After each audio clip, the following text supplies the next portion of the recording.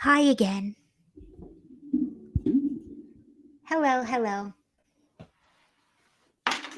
I think I'm going to be live 3 times today. I didn't mean to. And then the San Francisco police had to drop body cam footage. So that messed up everything. Oh, wait. Let me get my light up here. Hi. We will get started in just a second. I'm just adjusting. This went differently in my head.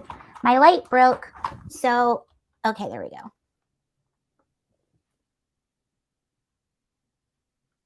Maybe that's kind of good. Anyway, thank you, anyone that's joining. We'll get started in just a second. I'm just letting people pop in. I have a really good Twitter thread from Dave Rubin. He actually went, speaking of San Francisco, he went to San Francisco to visit the Twitter headquarters. He saw how things were working behind the scenes. He talked to Elon Musk, asked some questions. Even some conservatives recently have been very critical of Elon Musk. It seems that the censorship gods are back, so we'll look into that and see how everything is talking and why it's so important. Why is this social media company so important? I'll show you why. They were actually just talking about Twitter at Davos, a leader of the UN. So it is important. I hope everyone is having a happy Friday. If you everyone is blowing up right now because of the Paul Pelosi footage. I made a video about that before this. And of course, they dump it on a Friday because that's always the slow news day. No one's paying attention to the news on Friday. Am I from Boston? No, I'm not from Boston. I've actually never been to Boston. I have been to many cities and I'm from the East Coast. I've been to many states. I've lived in many states. I have never been to Boston. I would like to go. I think I would really like Boston. I'm not from Boston. I'm from Georgia.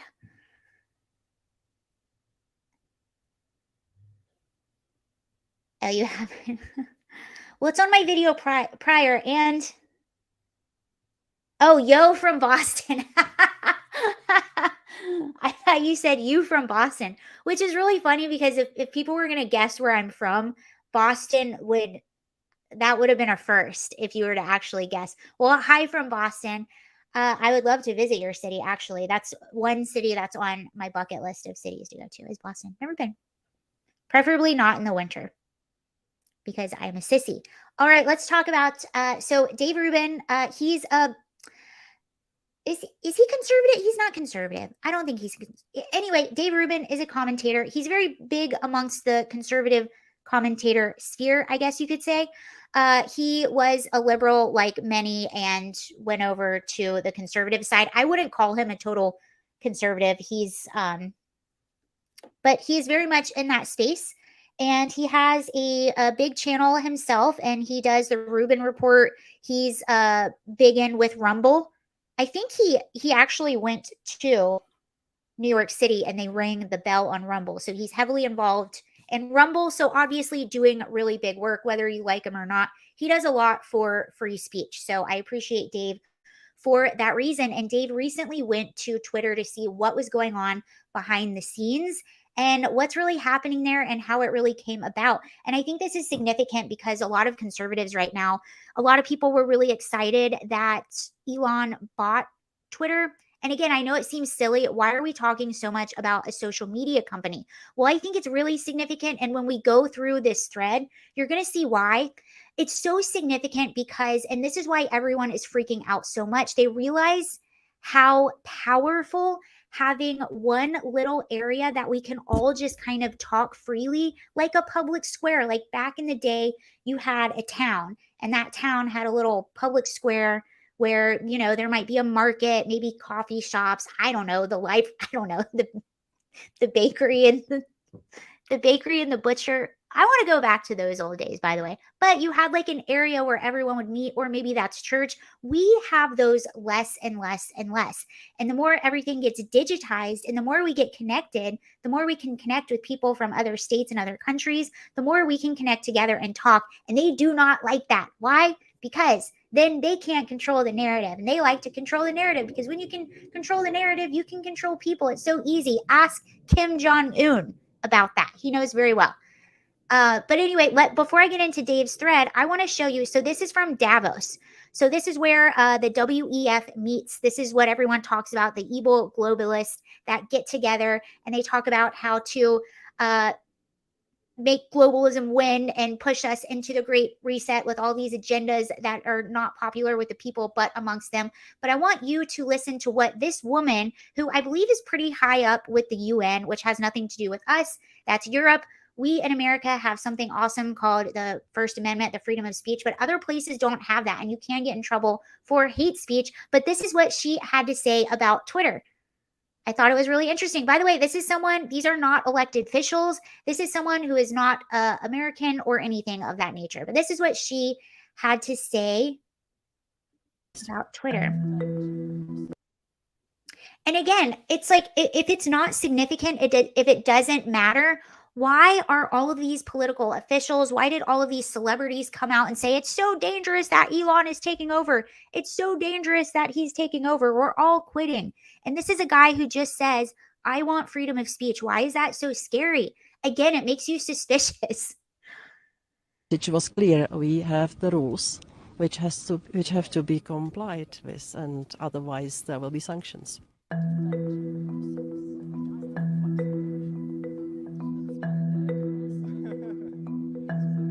I think that the confidence has been weakened, and I had quite high level of confidence when it comes to Twitter. I have to say that we worked with knowledgeable people, with the lawyers, with the sociologists.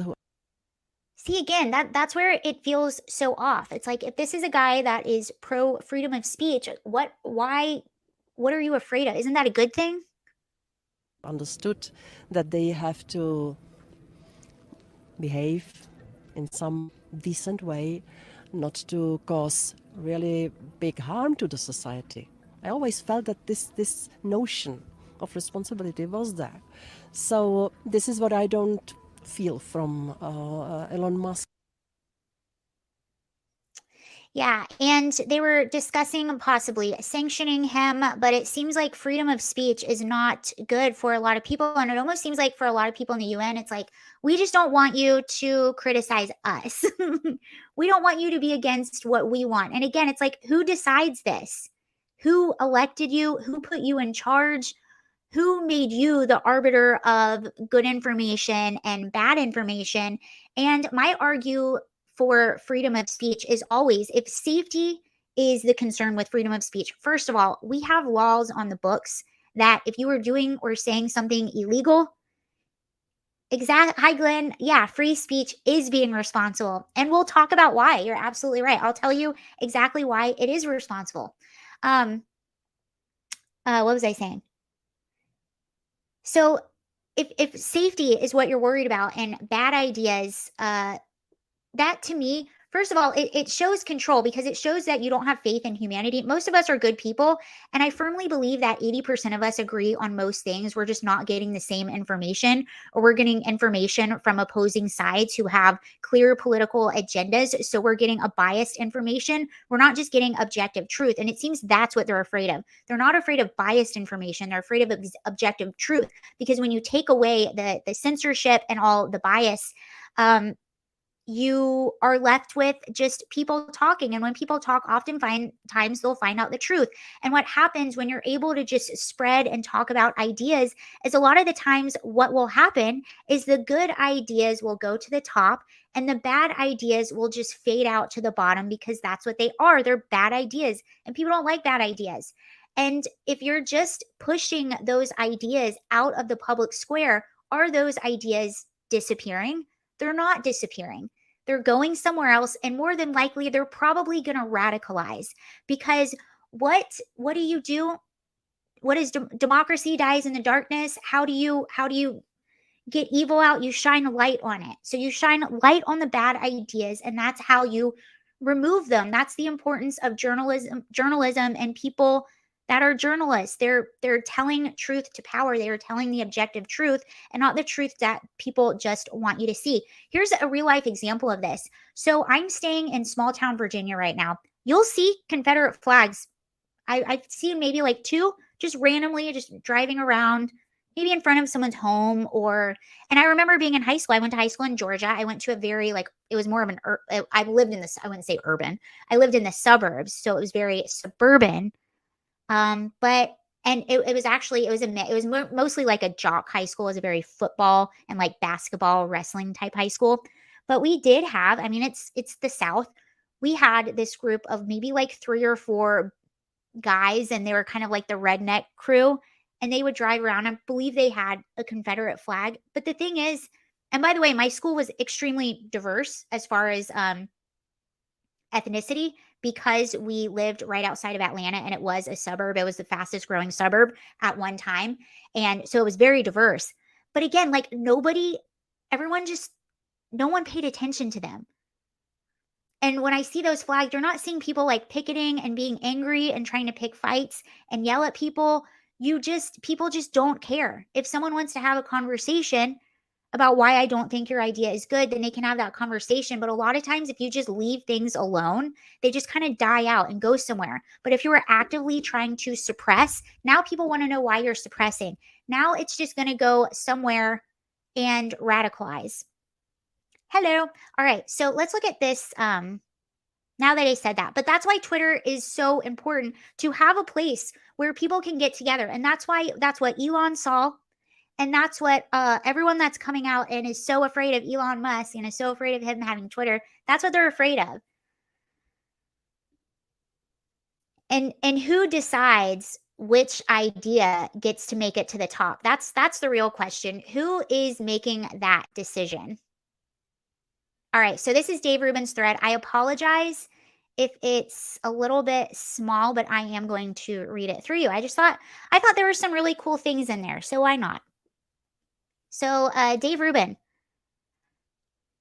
Oh, let me preface this too. So, a lot of conservatives were really excited about Elon taking over Twitter, but a lot of them in the recent days have been not too happy, because it seems like a lot of censorship is ramping back up and some really weird things happened. And so now a lot of people are worried about Elon, but this is going to address some of that. And I just thought it was really interesting. So Dave Rubin spent the last 2 days at Twitter in San Francisco talking to engineers, product managers, and yes, Elon Musk.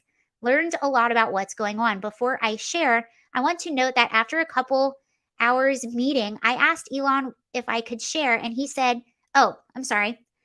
He said, after this couple hours of meeting, I asked Elon what I could share from the meeting, and he said, "Anything that's true." See, I like that. So Dave continues, am I saying this correctly? A fractal Rube Goldberg machine.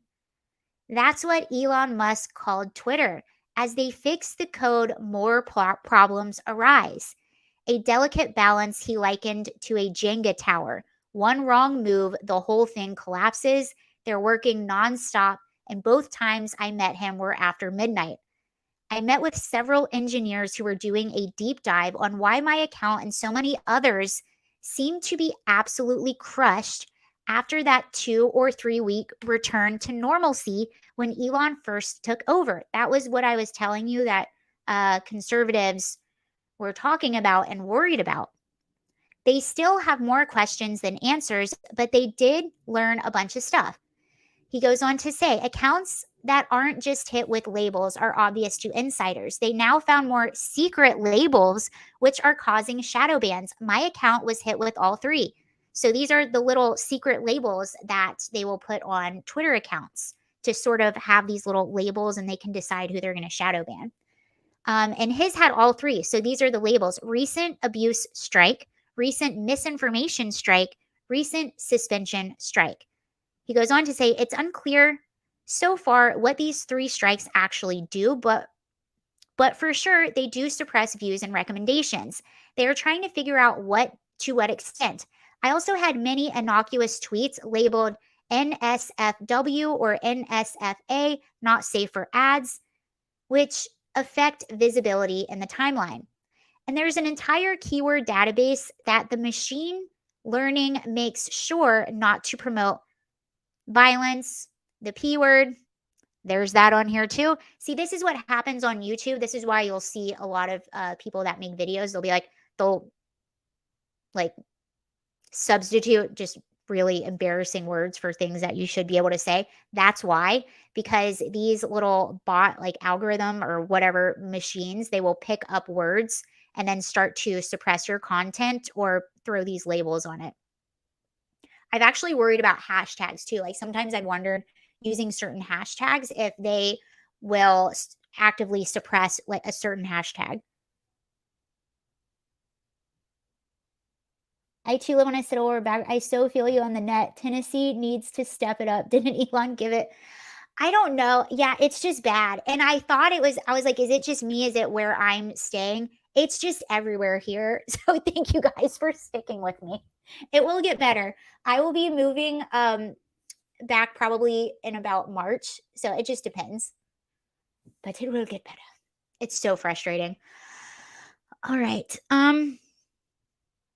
Also, there's an entire okay, we went to that. Backing up for a sec, they found that recent suspension strike on my account most interesting because it was for July 2022 when I was suspended for calling out Jordan Peterson's unjust suspension. So through suspension was reversed, the action of the account remained. Through suspension was reversed, the action on the account remained. Oh, so he's saying, although the suspension was reversed, the action on the account that caused the suspension remained the same. Elon was bringing people in and out constantly and seems to be aware of pretty much every issue. He thinks maybe the entire code has to be torn down and start from scratch.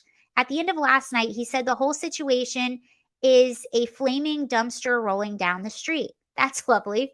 So I assure you they are aware of the problems, and Elon and engineers are up all night trying to untie this crazy knot. Some changes they've made, like the For You tab, have confused people and hurt engagement for accounts that have gotten the NSFA label without knowing. They also don't know for sure why things got so much better once Elon made the acquisition and why it seems far worse now. Some is probably related to excitement around Elon himself, which also coincided with World Cup, but it doesn't explain why it feels so off right now. We'll share more in a bit, but have to catch a flight. On a personal note, Elon is funny as hell, laughs a ton, and is just really obvious he cares about Twitter because he cares a lot about free speech and bigger problems facing the world. He doesn't need this headache. He chose it. Also, huge shout out to David Sachs, who is helping Elon clean up this mess because he believes in the fight for free speech as much as Elon does. And massive thanks to the engineers who opened up their computers, showed me literally everything I asked for, and were total pros. Oh, one more thing for now. And this is very interesting to me. Elon really lit up when we talked about the shifting political landscape and how anyone non-woke is now far right. The notion is deeply connected to how screwy things got at Twitter, and he's working to fix it despite the huge challenges ahead. And frankly, they got to get that company out of San Francisco.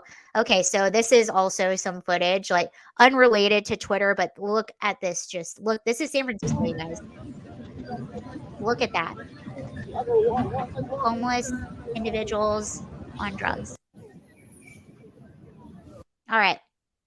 So he says, what's also really crazy about now having seen under the hood is that Jack Dorsey, by the way, he was the former CEO of Twitter, repeatedly said that they don't shadow ban. The entire machine behind Twitter is designed to shadow ban. It's almost as if the primary goal rather than the product itself. Okay, this is really interesting to me. And I know I seem like I'm looking way too far into this, but I really don't think I am. That's really interesting because when Elon first took over Twitter, he mentioned and if you remember Project Veritas, when they went undercover and interviewed Twitter employees, some of the things a theme that I kept hearing is this company is not profitable. It seemed like they cared more about social justice and whatever they were doing, it was not a profitable company. That is typically one of the number one reasons you go into business. Maybe you have an ideological reason, but you have to be profitable. That is your goal. So what if This thing was made to be a propaganda machine. Is that too crazy to ask? It'd be really interesting to find out because the more you look into it, it's like, and again, what he said, what's also really crazy is having seen under the hood is that Jack Dorsey repeatedly said they didn't shadow ban. The entire machine behind Twitter is designed to shadow ban. It's almost as if it was the primary goal rather than the product itself. It's just a question. That would be a really genius way to get around the First Amendment because, again, remember what the lady from the EU was saying. How dangerous, essentially, she was saying how dangerous freedom of speech is, right? And, but what we have, what no one else has, is we have the First Amendment. So, what would be a way that you could get around the First Amendment? Maybe collude with social media because that's where we all meet. I don't know. Interesting, though, right? I thought it was interesting. And then here you go right here. You might not be able to see this because I'm blurry, and this is just really small. It was hard for me to see it. But what this is, so Dave Rubin says, perfect illustration of how crazy things are. A friend just sent this to me. Watch the RTs go up and then suddenly go down. So this is just a screenshot that his friend sent. And I know it's really difficult to see, but basically this is a tweet that Dave Rubin. Oh, this is the thread. I didn't even realize this when I first looked at it. This is the thread that he wrote. You're not gonna be able to see this because it's so tiny. Alright, so this is basically a screen recording of Dave Rubin's thread. It's the same exact thread that I read to you, and you can see what he's talking about in real time because you'll watch, see where my cursor or my little finger is right here? So you're gonna watch. These are people that wanna retweet this thread, right? So they'll click this little button, they'll retweet, and you see it's going up. So it's telling you how many times people are retweeting, and then all of a sudden, you'll see that number start to go down. So it's little things like that that they can do. They'll just hide you just a little bit. They'll just suppress you just a little bit. They'll remove some of your retweets, some of your likes. Maybe people won't notice because maybe they retweeted a few things. Now all of a sudden, because those retweets were removed or reversed, now not everyone is seeing this thread that was supposed to see the thread. So it's rather interesting, right?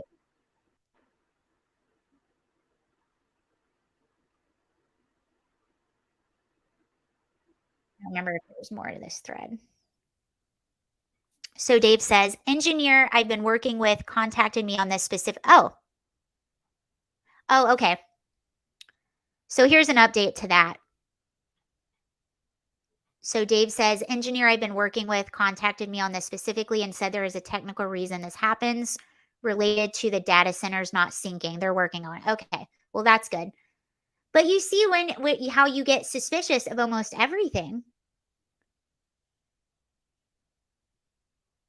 Yeah, it would be nice if social media didn't spy on us. I totally agree. It gets so creepy sometimes. I feel like I'm just talking about something and then I'll log on a social media site and I'm getting an ad for that thing that I was talking about. But what this showed me, so I got two things out of this. One, always think it's really cool to hear the insight about how companies work and how all these things work. But what I took away from that is I think it's good to know it's easy to get discouraged in these spaces, especially we'll actually talk tonight a little bit about the Daily Wire and Steven Crowder, especially a lot of stuff that's going on with them. Certain things can get discouraging because you realize that sometimes even people that you thought were on your team are not on your team. And sometimes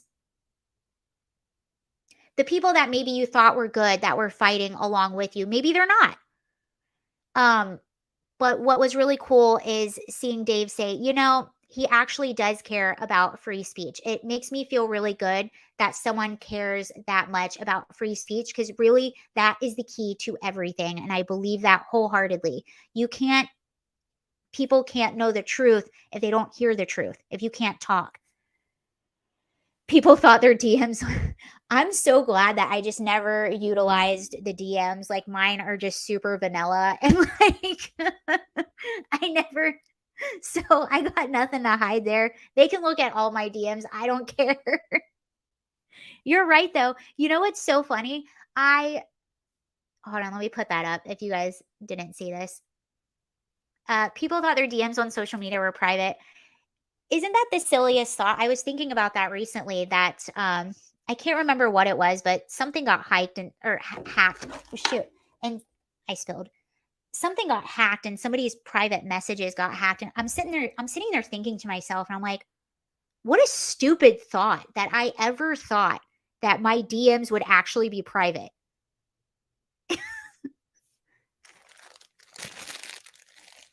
Why would you? Oh, it was a lady with Twitter. So somehow, no, not Twitter, Facebook.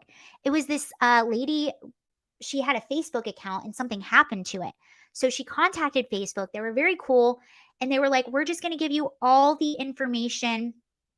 We're going to give you all the information about your old profile."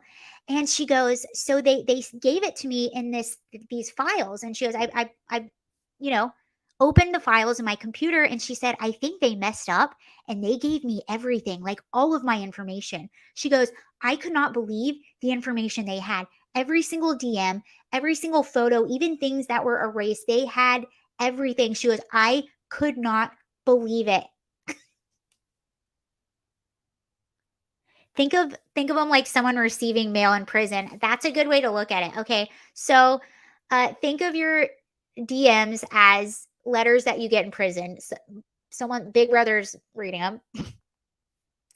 Yeah, and that was another thing. She was like, they could literally look at any of my direct messages at any time. Like, you think that people don't work for Twitter? I'm sure maybe not everyone has that kind of access, but I'm sure people have access. Like, they're like, oh, Sarah Sansoni, yeah, let me check on her DMs. Okay. All right. Thank you all very, very much. I'm going to be live again if you're around. I don't know why I'm live so much today. I haven't been here in a while. I'll be live at 7 p.m. I'm going to talk a little bit more about the Daily Wire because I feel like that should be addressed a little bit. And then some of the things that Louis C.K. said on Joe Rogan about open borders. That was really funny. Anyway, thank you all. Hope you have a really good afternoon. Be safe.